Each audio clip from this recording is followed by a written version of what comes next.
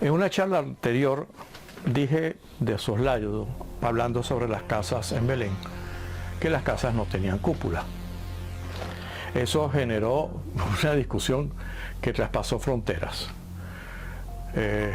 Algunas personas se asombraron de la afirmación y me rebatieron diciendo que no, que sí, que habían cúpula.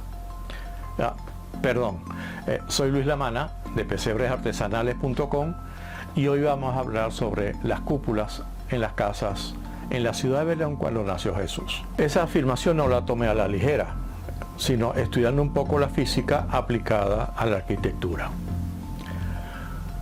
Cúpula viene del término cupelio, taza, en latín. Sí, si uno voltea una taza, hace como una cúpula. Una cúpula genera fuerzas hacia donde lo sostiene. Por lo tanto, lo que lo sostenga tiene que tener suficiente fuerza como para que no se caiga. Fíjese en esta cúpula. Las fuerzas se hacen hacia abajo.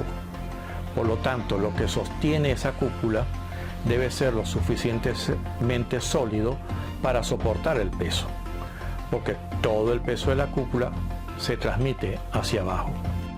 Por lo tanto, las bases donde se va a soportar esa cúpula deben ser sólidas, y muchas veces no solamente sólidas, sino que se les ponía un contrafuerte para poder soportar ese peso.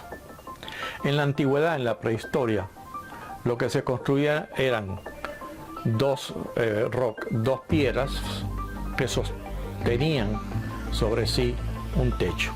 Eso lo podemos ver, por ejemplo, en las construcciones neolíticas, en los templos egipcios. El templo de Karnak, por ejemplo, son enormes columnas con algo sobre ellas que los sostiene, los techos. En Babilonia, por ejemplo, los sigurat arriba construyeron palacios y es un techo plano. Los griegos experimentaron con el techo a dos aguas en el Partenón. Los incas lo hicieron igual, techo a dos aguas en algunas casas. Pero fíjense que los mayas en las torres de las pirámides construían templos de un techo plano. Solamente en el periodo tardío es que construyeron cúpulas para hacer sus observatorios. La primera cúpula en la historia se construye en Roma, luego de que descubran la fórmula para hacer cemento.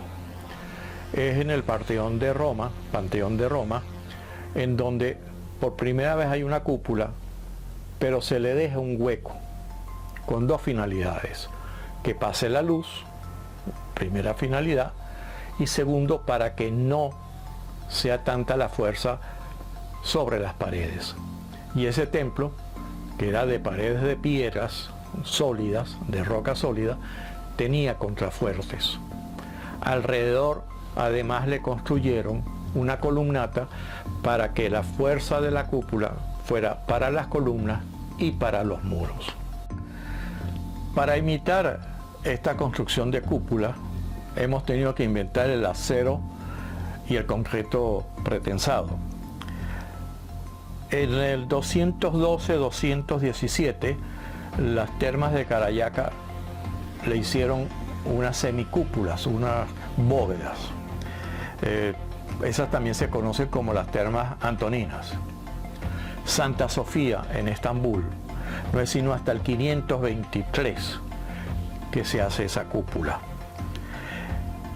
Boris Ribanov, un estudioso ruso, afirma que las cúpulas rusas en forma cebollada recién fueron empezando a construirse en el siglo XIII.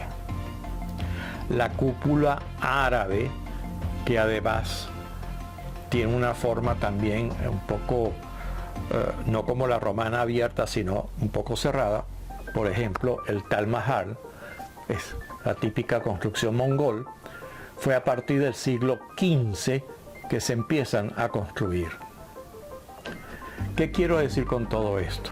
Que para que una construcción pueda soportar una cúpula, necesitamos muros y columnas sólidos. La ciudad de Belén, la aldea de Belén, una aldea de pastores y agricultores, campesinos. Esto, como dije en el tutorial anterior, las casas estaban hechas de adobe. Muy probablemente las recubrían las paredes con algo de barro. Y posiblemente, como ha sido costumbre en todo el Mediterráneo, le echaban algo de cal. Pero ese sería otro tema para un nuevo tutorial. ¿Ustedes creen que esa gente pobre, menos de 300 habitantes, tenían dinero como para fabricar una cúpula? Poner cúpula sobre las casas es lo mismo como hacer un arco en la entrada de la ciudad de Belén. Confieso que yo mismo lo he hecho en algunos de los pesebres que he elaborado. Un arco en una ciudad tan pobre parece un contrasentido. Los arcos se hacían como manifestaciones de triunfo por alguna guerra. El arco de Adriano en Medina Celi, por ejemplo, o en otras ciudades, eran arcos de triunfo, o sea, arcos para representar alguna batalla en donde el emperador de turno lo hubiese ganado. Se recubrían de mármoles, eran hechos de adobe de todas formas, pero recubiertos de mármoles, y se le ponían escenas alusivas.